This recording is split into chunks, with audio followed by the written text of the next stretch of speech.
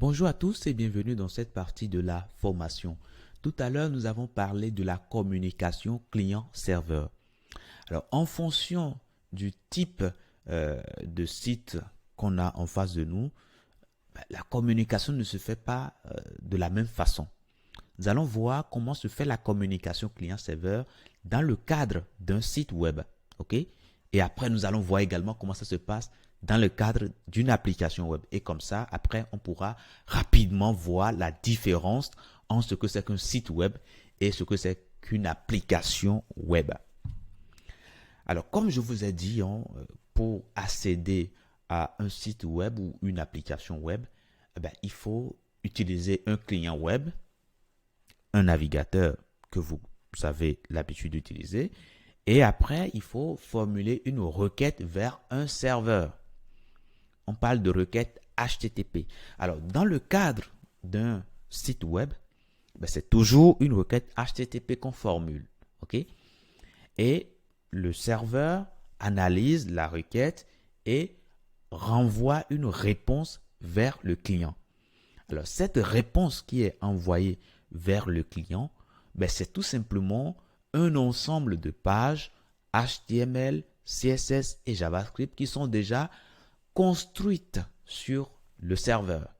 Le serveur construit toutes les pages de réponse et envoie ces pages-là au client qui s'occupe simplement de produire l'affichage. Donc, on dit alors que le navigateur n'est pas doté d'intelligence, ok? Puisque lui, il récupère simplement des pages et il s'occupe simplement de produire l'affichage. Donc, voilà le simple des cas. Mais il existe également des sites web dans lesquels les clients web sont partiellement dotés d'intelligence. Ok? En gros, il y a un peu de JavaScript côté client qui permet de gérer un tout petit peu l'interactivité. Ok? Mais dans ce cas-là, le client peut faire certaines choses sans forcément recourir directement au serveur, c'est-à-dire il peut modifier l'affichage, ce qu'on appelle le DOM. Pour ceux qui ont fait du JavaScript avec moi, ça doit vous dire quelque chose.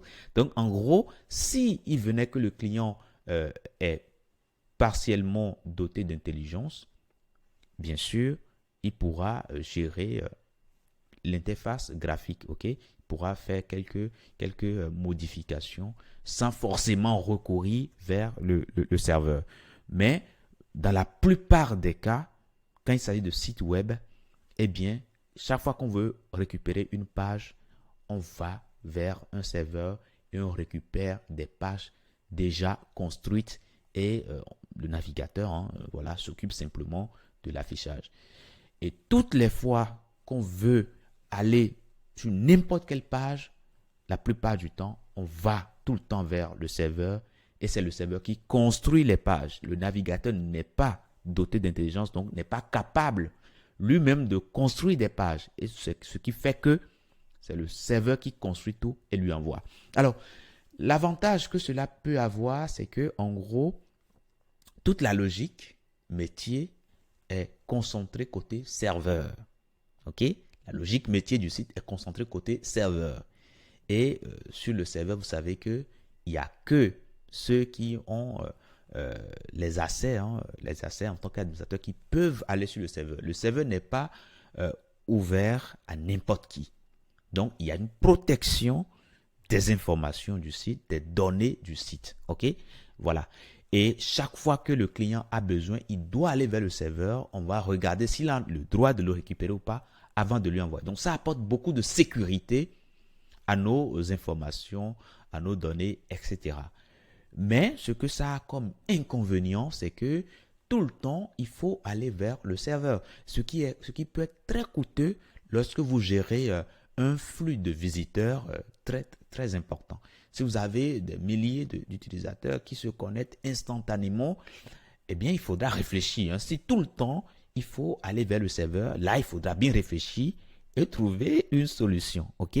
Mais cette solution-là de création de sites web qui permet, d'une part, de sécuriser les données, mais de faire en sorte que tout le temps, il faut aller vers le serveur, c'est une solution qui peut-être marche si vous n'avez pas beaucoup de trafic au début, Mais dès lors que vous commencez par avoir beaucoup de trafic, vos utilisateurs vont commencer par ressentir la lenteur, étant donné que c'est au serveur de répondre à tout le monde, de construire toutes les pages. Donc forcément, oui, pour répondre à beaucoup de personnes, forcément, il va mettre plus d'énergie et donc parfois plus de temps. Donc les utilisateurs peuvent sentir un peu de ralentissement. Maintenant, après, vous pouvez payer encore des serveurs beaucoup plus puissants. Ok, ça c'est un choix que vous pouvez faire. Dire voilà, comme j'ai beaucoup d'utilisateurs, il faut que je paye encore des serveurs beaucoup plus puissants. Oui, forcément, vous allez mettre beaucoup la main à la poche.